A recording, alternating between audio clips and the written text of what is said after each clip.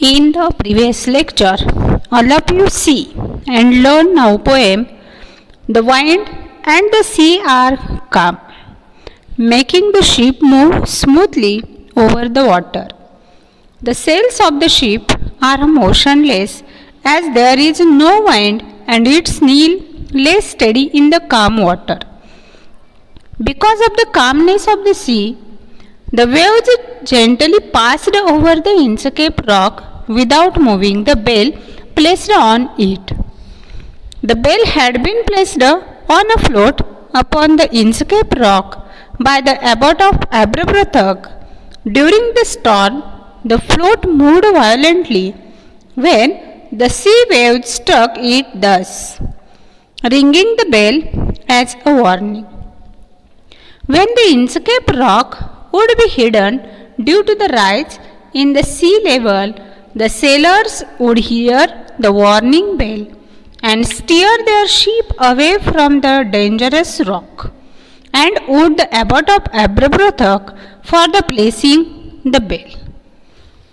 So today all of you learn page number,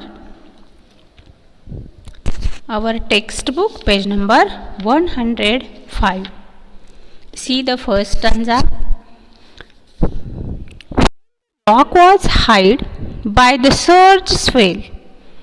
The mariners heard the warning bell, and then they knew the perilous rock and blessed the abbot of Aberbrothock. काय सांगितले या स्टँजामध्ये? When the rock was hid by the surge swell. Surge swell means sudden and great rise in the level of the sea. की ज्यावेळी समुद्राच्या पाण्याच्या पातळीमध्ये भरमसाठ वाढ झालेली असते, की भरतीच्या लाटांमुळे जरी खडक पूर्णपणे लपला गेलेला असला तरी त्या ठिकाणी त्यावेळी काय झालेलं आहे? When the rock was hide by the surge swell, की भरतीच्या पाण्यामुळं त्या जो खडक आहे, इंचकेप रॉक आहे, तो पूर्णपणे हाईड झालेला आहे, म्हणजे त्या पाण्यामध्ये पूर्णपणे लपून गेलेला आहे. द मॅरिनर्स हिअर्ड द वॉर्निंग बेल, आणि जरी का तो खडक पूर्णपणे पाण्यामध्ये लपलेला असला तरी त्या उसळत्या लाटांमुळे घंटा वाजू लागत होती. द मॅरिनर्स हिअर्ड द वॉर्निंग बेल, आणि त्या इंचकेप रॉकवर जी बेल बसवण्यात आलेली होती ती मात्र त्या पाण्याच्या उंच लाटा निर्माण झाल्या की त्यावेळी वाजायची. And then they knew the perilous rock and blessed the abbot of Aberbrothok, आणि त्यामुळे खलाशांना खडक जरी दिसला नाही तरी ते घंटेचा आवाज ऐकू शकत असत, जे आपले जहाज सुखरूपपणे त्या ठिकाणी वळवून दूर नेत आणि स्वतःचा जीव वाचवल्याबद्दल ॲबॉट ऑफ ॲब्रब्रोथकला आशीर्वाद देत असत. ब्लेस्ड द ॲबॉट ऑफ ॲब्रब्रोथक, की हा ख्रिस्ती मठाधिपती आहे आणि त्या ख्रिस्ती मठाधिपतीला हे सगळे खलाशी अनेक शुभाशीर्वाद देत असत, कारण त्याच्या या इंचकेप रॉकवर लावलेल्या इंचकेप बेलमुळं अनेक खलाशांना जीवनदान मिळत होतं, की त्यामुळे त्यांना धोक्याची पूर्वसूचना मिळत होती आणि ते त्यामधून सुखरूपपणे बाहेर पडत होते. When the Inkscape rock would be hidden due to the rise in the sea level, the sailors would hear the warning bell and steer their ships away from the dangerous rock, and would the abbot of Aberbrothock for placing the bell. Stanza लक्षात आला? काय सांगितलेलं आहे तर भरतीच्या लाटांमुळे ज्यावेळी हा Inchcape rock hide होत असे, लपला जात असे, आणि त्या लाटांमुळे ज्या लाटा उसळलेल्या असायच्या त्या उसळलेल्या लाटांमुळे त्या समुद्रामध्ये जे इंचकेप रॉकवर बेल बसवण्यात आलेली होती ती बेल मात्र त्यावेळी वाजू लागायची, आणि त्यामुळं खलाशांना जरी खडक दिसलेला नसला, खडक भरतीच्या पाण्यामध्ये पूर्णपणे लपला गेला असला तरी ते घंटेचा आवाज ऐकू शकत असत. ते आपलं जहाज सुखरूपपणे वळवून दूर नेत असत आणि येणाऱ्या संकटातून ते अगदी चांगल्या पद्धतीने स्वतःला वाचवू शकत असत, आणि स्वतःचा जीव वाचल्याबद्दल ते ॲबॉट ऑफ ॲब्रब्रोथकला अनेक शुभाशीर्वाद देत असत. See the next stanza. the sun in heaven was shining gay. All things were joyful on the day. The seabirds screamed as they wheeled around, and there was joyance in their sound. काय सांगितले या ठिकाणी? The sun in heaven was shining gay, की वसंत ऋतू आहे आणि वसंत ऋतूतल्या त्या उबदार सकाळी कोवळी सूर्याची किरणं पडलेली आहेत. शायनिंग गे, जणू काही सगळीकडे उबदार वाटणारे ऊन पडलेलं आहे. All things were joyful on that day, आणि सर्व काही जॉयफुल चालू आहे, अलबेल चालू आहे. सगळीकडेच आनंददायी आल्हाददायी वातावरण निर्माण झालेलं आहे. The sea birds screamed as they wheeled around. And sea birds, आणि समुद्र पक्षी मात्र सगळीकडे किलबिलाट करू लागलेले आहेत. And there was a joyance in their sound, की ते सगळे समुद्र पक्षी या हवेमध्ये सागरावरती भराऱ्या मारू लागलेले आहेत आणि ते देखील किलबिलाट करू लागलेले आहेत. एक आनंदाचा अलबेल वाटणारा स्वर त्या ठिकाणी ऐकायला मिळू लागलेला आहे. The sun in heaven was a shining gay, all things were joyful on that day. The sea birds screamed as they wheeled round, and there was a joyance in their sound. काय सांगितलं? The buoy on which the Inchcape bell was installed could be seen. It was a bright shiny day, and the seabirds sung joyfully as they flew over the sea. की हे आल्हाददायक वाटणारं वातावरण त्या पक्ष्यांना सुद्धा इतका आनंद देऊ लागलेला आहे की ते समुद्र पक्षी सुद्धा सगळीकडे आनंदानं विहार करू लागलेले आहेत. सूर्याची उबदार किरणं सगळीकडे पसरलेली आहेत आणि समुद्र पक्षी या उबदार किरणामध्ये आपलं जीवन अलबेलपणे जगत आहेत, त्याचा आनंद घेत आहेत. Then see the next stanza. The boy of the Inkscape bell was seen, a darker speck on the ocean green. Sir Ralph the rover walked his deck and fixed his eyes on the darker speck. काय सांगितलं? The boy of the Inkscape bell was seen, की Ralph या समुद्री चाच्यानं मालवाहतूक करणारी अनेक जहाजं त्या ठिकाणी लुटलेली आहेत. And a darker speck on the ocean green, आणि त्यातल्या प्रवाशांना सुद्धा त्यांनी काय केलेलं आहे? Bell was seen, sir Ralph the Rover walked his deck and he fixed his eyes on the darker speck. की राल्फ या समुद्री चाच्यानं मालवाहतूक करणारी अनेक जहाजं ही लुटून नेलेली आहेत आणि त्यातल्या प्रवाशांना ठार केलेलं होतं. आणि तो श्रीमंत आणि बलाढ्य झालेला आहे आणि सतत समुद्रात विहार करीत असल्यामुळे त्याला राल्फ द रोवर या नावानं ओळखलं जाऊ लागलेलं होतं. कोणाचं नाव दिलेलं या ठिकाणी? सर राल्फ या व्यक्तीनं समुद्रामध्ये असणारी अनेक जहाजं लुटलेली आहेत. आणि जहाजं लुटत असताना त्या जहाजांमध्ये असणारे काही लोक आहेत, त्या लोकांना त्यांनी ठार देखील मारलेलं आहे.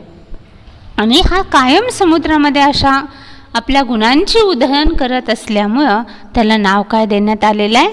राल्फ द रोवर या नावानं सगळे लोक त्याला ओळखू लागले होते. तर त्याचं नावच पडलेलं आहे Ralph the Rover walked his deck, या नावानंच त्याला सगळे लोक ओळखू लागले. काय सांगितले या स्टंजामध्ये? The buoy on which the Inchcape bell was installed could be seen as a dark tiny spot over the green water of the ocean. की या समुद्राचा जो खूप आतमधला भाग आहे आणि हे निळशार पसरलेलं पाणी आहे, या ठिकाणी ही बेल उभी करण्यात आलेली होती. Sir Ralph the Rover walked on the deck of his ship and noticed the dark spot. आणि ह्या राल्फ रोवरला ही सगळी माहिती मिळालेली आहे आणि त्यानं हे सगळं वाईट कृत्य केलेलं आहे की तो त्या दिशेनं गेलेला आहे. आता पुढच्या भागामध्ये येतेच पोएममध्ये, आणि त्यानं ती बेल कट करण्याचं काम केलेलं आहे. हे आपण आपल्या टेक्स्टबुकमधल्या या PPTमध्ये बघतोय की त्यानं किती वाईट कृत्य केलेलं आहे. म्हणजे वाईट कृत्य करणाऱ्याचा शेवट हा वाईटच होतो. याची शिक्षा त्याला कशी भोगावी लागली, कशी मिळाली, हे देखील या पोएममध्ये पुढं आलेलं आहे. की हे सगळं वाईट कृत्य करणारा कोण आहे? राल्फ. सर राल्फ यानं हे वाईट कृत्य केलेलं आहे की त्यानं त्या इंचकेप रॉकवर असणारी बेल की ज्या खलाशांना ती धोक्याची सूचना देत होती तीच त्यानं तोडून टाकलेली आहे. आणि ती तोडून टाकल्यानंतर शेवट काही भोगायचं होतं हे त्या सर राल्फलाच भोगावं लागलेलं होतं. इथंपर्यंतचे हे तिन्ही स्टांजा लक्षात आले. Then see next stanza. He felt the cheering power of a spring. It made with whistle, it made him sing. His heart was mirthful to excess, but the rover's mirth was weakness. काय सांगितले या स्टांजामध्ये? तर वसंत ऋतू आलेला आहे. He felt the cheering power of a spring. वसंत ऋतू आल्यामुळं तोही आनंदात होता. It made him whistle, it made him Singh. आणि तो इतका आनंदात आहे की जहाजाच्या डेकवर चालताना तो मजेत व्हिसल करत होता, शीळ वाजवत होता. His heart was mirthful to excess. आणि त्याला इंचकेपशी चालताना तो मजेत शीळ वाजवत होता आणि जहाजाला दिशा दाखवणारी तरंगती खून त्याच वेळी त्याच्या नजरेस पडली. But the rover's mirth was weakness. आणि त्या जहाजावर शीळ घालत असताना इकडं तिकडं भटकत असताना त्याला खोल समुद्रामध्ये आतमध्ये असणारी ही इंचकेप बेल त्याच्या दृष्टीस पडली. काय सांगितलेलं आहे? He felt the cheering power of spring, it made him whistle, it made him sing. His heart was mirthful to excess, but the rover's mirth was weakness. की वसंत ऋतू आल्यामुळं तोही आनंदात होता. आपल्या जहाजाच्या डेकवर चालत असताना तो मजेत शीळ वाजवत होता. त्याला इंचकेप जहाजाला दिशा दाखवणारी तरंगती अशी एक खूण त्याच्या त्या दृष्टीस पडलेली आहे. काय लक्षात आलं? He was in such a cheerful mood that he whistled and sang. His heart overflowed with joy, but his joy happened to originate from weakness. की वसंत ऋतूमध्ये तो आनंदात आहे. त्या जहाजाच्या डेकवर तो फिरू लागलेला आहे आणि फिरत असताना तो मजेत शीळ देखील घालू लागलेला आहे. His eyes was on the Inchcape float. Quoth he, my men, put out the boat and row me to the Inchcape rock, and I will plug the abbot of Aberbrothock. आणि त्या जहाजाच्या डेकवर फिरत असताना त्याला इंचकेप जहाजाला दिशा दाखवणारी तरंगती खून दिसली आणि खुशीत असल्यामुळं ॲबटच्या चांगल्या कृत्याचा विध्वंस करण्याची दृष्ट कल्पना त्याच्या मनामध्ये निर्माण झाली. His eyes was on the Inchcape float. Quoth he, my men put out the boat and row me to the Inchcape rock and I will plague the abbot of Aberbrothok. Quoth means sed.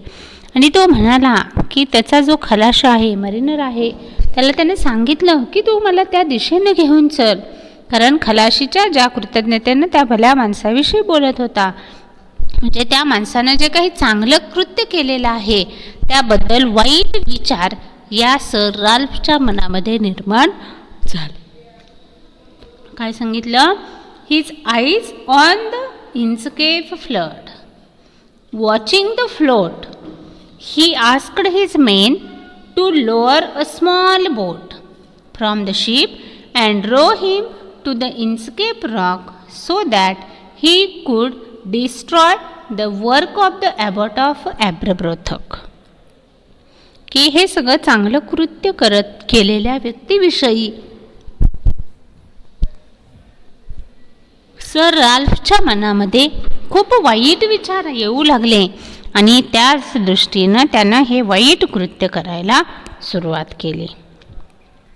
The boat is lowered the boatmen row, and to the Inchcape Rock they go. Sir Ralph bent over from the boat and he cut the bale from the Inchcape float. त्यानंतर मात्र काय केलेलं आहे त्यानं की त्यानं जहाज हे संत गतीनं त्या दिशेनं नेण्याची